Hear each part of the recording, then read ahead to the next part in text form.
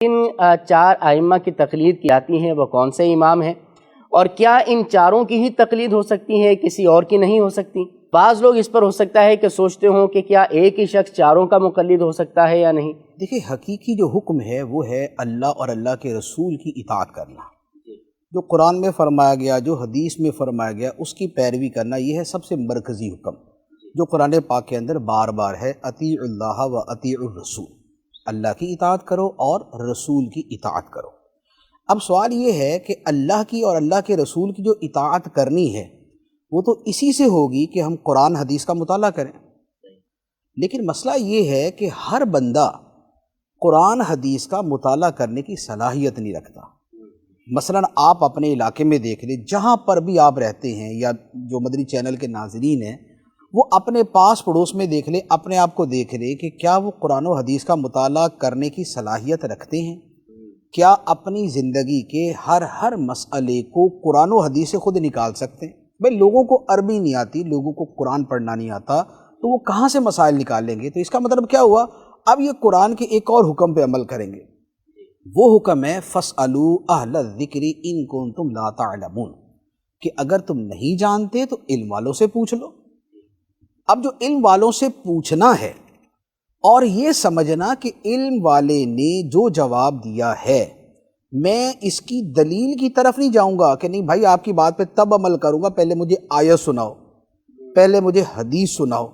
ایسا نہیں ہوگا۔ وہ کہے گا جاؤ بھائی خود ہی آگے کر لو، جو بھی کرنا ہے۔ ہوتا کیا ہے، ہم اس پر اعتماد کرتے ہیں کہ جو اس نے بیان کیا ہے اس نے قرآن و حدیث کی روشنی میں ہی بیان کیا ہے، تبھی تو اس اعتماد کے ساتھ ہم اس کے پاس جاتے ہیں۔ تو یہ کہ کسی پر ایسا اعتماد کرنا کہ اس نے قرآن و حدیث کا مطالعہ کر کے ہی مسائل کو نکال کر ہمیں جواب دیا ہے، اس کا نام ہے تقلید۔ تو یہ تو ایک بڑی لاجیکل چیز ہے کہ آپ یا تو آپ خود اتنا مطالعہ کر لیں، اتنا پڑھ لیں آپ کہ اگر مثال کے طور پہ 1,00,000 حدیثیں ہیں وہ آپ کو ساری آتی ہوں، پورا قرآن اور اس کی پوری شرح آپ کو آتی ہو، پھر احادیث میں بظاہر اگر کچھ آپس میں مقابلہ نظر آئے، تضاد نظر آئے، وہ بھی حل کرنے کی صلاحیت ہو تو مرحبا جناب۔ لیکن اگر آپ یہ نہیں کر سکتے تو بھائی عام بندہ کیا کرے؟ وہ کسی سے ہی پوچھے گا۔ وہ جو کسی سے پوچھنا ہے وہ کیا خود اپنے علم سے نکال لے گا، یا وہ بھی اپنے سے کسی بڑی شخصیت کو دیکھے گا کہ یار اس کا فہم،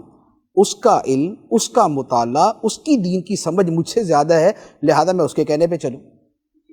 تو مجموعی طور پہ یہ ہوا کہ دین کے اندر وہ ہستیاں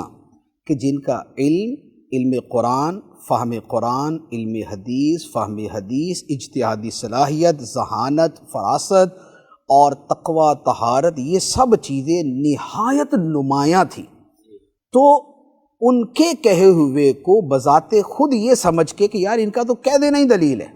حقیقت میں دلیل پیچھے قرآن حدیث ہی ہے، لیکن ان پر ایسا اعتماد ہے کہ بھائی انہوں نے کہہ دیا تو یہ کہنا ہی دلیل ہے، اس کا نام ہے تقلید۔ تو یہ تقلید اس وقت 4 اماموں کی جاتی ہے: نعمان بن ثابت، امام ابو حنیفہ، امام مالک بن انس، امام احمد بن حنبل، امام محمد بن ادریس شافعی رحمۃ اللہ تعالی علیہم اجمعین۔ ان سے پہلے اور بھی مجتہد ہوا کرتے تھے، حضرت سفیان ثوری ہیں، حضرت ابو ثور ہیں، ابو اللیث ہیں، سعید بن مسیب ہیں، سعید بن جبیر ہیں، اور حضرت سلمان بن یسار ہیں۔ ایک تعداد ہے جنہیں فقہائے مدینہ کہا جاتا ہے، یا اور امام اوزاعی ہیں، امام نخعی ہیں، امام علقمہ ہیں، امام اسود ہیں، یعنی یہ مجتہدین کی ایک تعداد ہے۔ لیکن بات یہ ہے کہ جب ہم نے پورے دین پہ عمل کرنا ہے تو یہ جو دیگر مجتہدین ہیں ان کی ہر مسئلے میں ہمارے پاس ان سے کوئی روایت نہیں ہے۔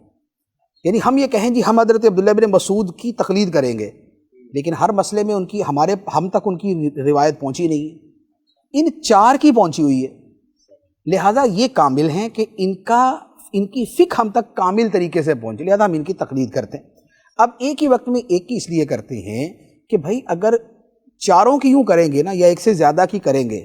تو پھر ان کی تقلید کم ہوگی، نفس کی زیادہ ہوگی، کیونکہ لوگوں میں جتنا دین دیانت ہے وہ تو آپ کو پتہ ہی ہے، سمجھتے کہ لوگوں کو جہاں سہولت نظر آئے کود پڑتے، یہاں اس نے حلال کہا، وہاں اس نے حلال کہا، وہاں اس نے حلال کہا، وہاں اس نے حلال کہا۔ یہ تو وہ چیز ہے جو ہم اپنے معاشرے میں دیکھتے ہیں، یار اس سے پوچھ کے دیکھ لو، تو ذرا اس سے پوچھ کے دیکھ لو۔ تو اگر یہ چھوٹ ہو نا کہ جو جس کی چاہے کر لے، اگرچہ 4 امام برحق ہیں، لیکن یہ چھوٹ ہو کہ جس کی چاہے تقلید کر لیں تو پھر لوگ جو ہے نا آج حنفی بنے ہوں گے، کل شافعی بنے ہوں گے، پرسوں مالکی، اور 4 دن بعد نا وہ حنبلی بنے ہوئے ہوں گے. تو یہ نفس پرستی ہوگی، یہ قرآن اور حدیث کی پیروی نہیں ہوگی. تو اس لیے یہ علماء نے واجب جو ہے نا اسے قرار دیا ہے کہ کسی ایک کی تقلید کی جائے تاکہ نفس پرستی نہ ہو بلکہ دین پر عمل.